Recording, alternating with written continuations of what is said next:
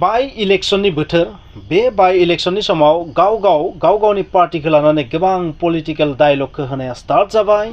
बीपीएफआ यूपीपीएलखौ जेबो मावाखै होननानै बुङो। यूपीपीएलआ बुङो बीपीएफखौ मोजां मोनग्रा मानसि गैलिया बिटिआरआव बर'लेण्डआव। बिनिखायनो थारैनो बीपीएफआ जेबो ओंथि गैला। बीपीएफआ जोबोर गाज्रि जेनगोन। गोबां हाजार भट लानानै यूपीपीएलनि केन्डिडेटआनो देरहागोन बेबायदि आरो बेबायदि बिथिङावनो जोंनि एमपी रनगोरा नार्जारी बिथाङा माबायदि पलिटिकल एटाक खालामदों बीपीएफनि सायाव बेखौ नोंथांमोन आं मोननैसो बुंनो नाजादों। बेवहाय आंनि बुंनो गोनां जेबो गैया। नोंथांमोनखौ आं मात्र बुंगोन जे पलिटिकल एटाकआ माबायदि जायो बेखौ नोंथांमोना आइडिया खालाम।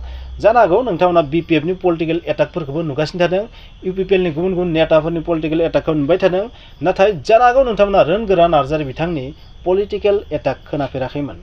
दिनै नुबाय नोंथांमोना निउसाव। थारैनो बिथांनि बाथ्राखौ आंनि स्टाइलाव लिरना लानानै आं एसे बुंनो नाजागोन। रनगोरा नार्जारीया मा बुंदों?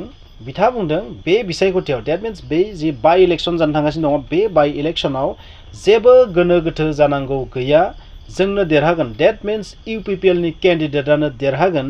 थामहिनबा यूपीपीएलनि केन्डिडेटआ सोर नोंथांमोना आरो बुंनो गोनांथि गैया। निर्मल कुमार ब्रह्मआनो जोबोर आरामैनो देरहागोन बिथाङा बेबायदि बुंदों। बिथाङा बुंदों जेबो खामानि गैयै जागोन विरोधी पार्टिया। नो डाउट कन्टेस्टआ बीपीएफ जोंनो जागोन। बीपीएफआ जुदि 100 मिटाराव थायोब्ला जों 1000 मिटाराव जागोन बा 1000 मिटाराव जों थागोन। डेट मिन्स बिसोर 100 मिटार जुदि खारोबा बै एखे समावनो जों 1000 मिटार खारगोन। स' बिथांनि पलिटिकल एटाक। बिथाङा बीपीएफखौ ओरैबायदि गाहायाव दोननो नाजादों जे रायजो राजाफ्रा मिथिखागौ बीपीएफआ मा मावनो हायो मा मावनो हाया। बिसोर जेबो मावनो हाया बेखौनो बिथाङा बुंनो नाजादों। बिनिखायनो बीपीएफखौ रावबो मोजां मोनला, बीपीएफनो रावबो भट होनाय नंलिया, यूपीपीएलआनो जोबोर मोजाङै देरहागोन। माने बिथांनि बादिब्ला बीपीएफखौ देरहोनायनि बाथ्रायानो गैलिया। बीपीएफआ माब्लाबो देरहाजाया, पाब्लिकआ माब्लाबो बिसोरनो भट होआ। बिनिखायनो यूपीपीएलनि केन्डिडेटआनो जोबोर मोजाङै देरहागोन। दा जाबाय यूपीपीएलनि सम, बेवहाय बीपीएफनि जेबो सम गैला। बीपीएफखौ मानसिफ्रा नायनो बानाय जाबाय, मोजां मोनलिया। बेबादि आरो बिथांनि बाथ्रानि सार बाथ्राफोरा। बिथांनि बाथ्रायाव जुदि इसिङाव हाबबा बेबायदि बुंनो नाजादों। बेयो मोनसे राजखान्थियारि एटाक लोगोफोर, बे मोनसे राजखान्थियारि एटाक। बिथाङा ओरैबायदि बुंदों यूपीपीएल हानजाया अरायबो रायजोनि मोजांखौ हास्थायबोदों, बर'लेण्डनि मोजांखौ हास्थायबोदों। बिथाङा बुंनो नाजादों यूपीपीएलआ रायजोजों दं नाथाय बीपीएफआ रायजोजों गैया। बिसोर गावनिल' सानो, गावनि उदैनि थाखायल' सानो, गावनि लाभालाबनि थाखायल' सानो बीपीएफआ, आरो यूपीपीएलआ रायजोनि सोमोन्दै सानो। बेबायदि बिथाङा बुंनो नाजादों। यूपीपीएल हानजाया अरायबो मोजांखौ हास्थायबोदों नाथाय बीपीएफआ मा बिदिब्ला बीपीएफआ अरायबो गाज्रिखौ हास्थायबोदों। बिदिथ' बुङाखै नाथाय बाथ्राया बिदि जादों। बीपीएफ आरो यूपीपीएलजों जि सावरायबाय थानाय नेक्स्ट जि 2025 मायथाइयाव जि इलेक्शन जागोन बेनि थाखाय जि सावरायबाय थानाय बेथ' सोलिबाय थादों। नाथाय बीपीएफआ जाबायदि मोननैसो दाय फोनांनाय बाथ्रा बुंदों बेनिफ्राय मोनसे कनफिउज जादों, गोनो गोथो जादों, मोनसे सासपेक्ट जादों, सन्देह जादों जि बेवहाय माबा मोनसे गाज्रि षड़यन्त्र दं। बिथाङा बेबायदि बुंना जादों। थेवब्लाबो रायलायनाया सोलिबाय थागोन आरो बे रायलायनाया दानि बे बाय इलेक्शननि थाखाय नङा लोगोफोर, बेबायदि बिथाङा बुंदों। बिदिब्ला बिथाङा बुंनाय माखासे बाथ्रानि आं मोननैसो बाथ्रा नोंथांमोननो खिन्थानानै आं बेखौनो बुंनो नाजादों बाय इलेक्शन फैनायखायनो बेबायदि पलिटिकल एटाकआ जादों। नाथाय भट होनाया नोंथांनि आखायाव। सोरनि पलिटिकल एटाकआ बांसिन कारेक्ट बेखौ सालिजारि नायनायनि सम जाबाय। साजांजों भट दाहो। बै समस्थिनि सुबुंफोरा जायफोरनो भट होगोन बेखौ सानै हयै होनाया मोजां। सोरनो होयोबा भटआ मोजां जागोन बे नोंथांमोननि आखायाव।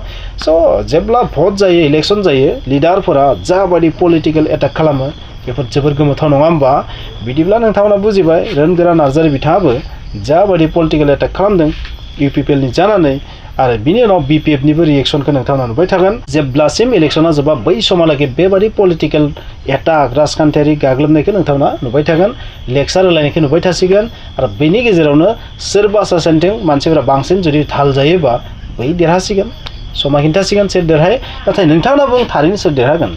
आंनि कमेन्ट्सआव नुदों माखासेया बुंदों बीपीएफआनो देरहागोन, सोरबा बुंदों बीपीएफआ बेयाव माने सिफ्ट लांगोन, सोरबा बुंदों माने यूपीपीएलआ ओरैबायदि देरहागोन ना बीपीएफआ बेवहाय जोबोर गाज्रि जेनगोन, सोरबा बुंदों मा बीपीएफआ जोबोर मजबुतै देरहागोन, यूपीपीएलआ बेवहाय जोबोर गाज्रि जेनगोन, बायदिसिना।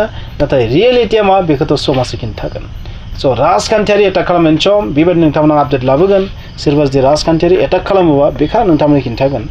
जानांगौ नोंथांमोना निउस नुदों थेवब्लाबो बे बाथ्राया रोखा राजखान्थियारि एटाकआ जायनिया पावारफुलसिन ना बिनो देरहागोन बे इलेक्सनाव बे बाथ्रा गोसोआव लाखि नोंथांमोना एमडि हिसाबै जोंनि साखाफाराया 100% जाबाय बे इउपिपिनि बिजाथिखामोन आरो जों मोजाङैनो देरहागोन आरो बेयाव बिरोधि हान्जाया जेबो खामानि गैयै जाबाय आथिखालाव दा कंग्रेस दं होननानै आं खोनादों बिपिएफ दं होननानै आं खोनादों गुबुन दलफोर फैनो हागौ बा इन्डिपेन्डेन्टबो थानो हागौ आं सानो कन्टेस्टआ बिपिएफजोंनो फैगोन बिथांमोना जुदि 100 मिटार खालामोबा जों माने 1000 मिटाराव जों गोजानाव थागोन बिपिएफखौ लानानै रायजो राजा बयबो सिन्था खालामखादों बिपिएफआ मा मावनो हायो मा मावनो हाया बेखौ लानानै रायजो राजाफ्रा मोजाङैनो बुजिबाय गतिके बिपिएफखौ दिनै देरहाहोनायनि बाथ्रायानो गैला बिपिएफखौ दिनै बावलांबाय दिनैहाय इउपिपिएलनि सम इउपिपिएलनि सरकार प्रमद बर' बिथांनि दैदेननायाव इउपिपिएल सरकारा सोलिगासिनो दङ बे गासै इउपिपिएलनि सरकारनि खामानि मावनायखौ नुनानै रायजोफ्रा दिनै मोजां मोनदों आरो इउपिपिएलनो भट होदों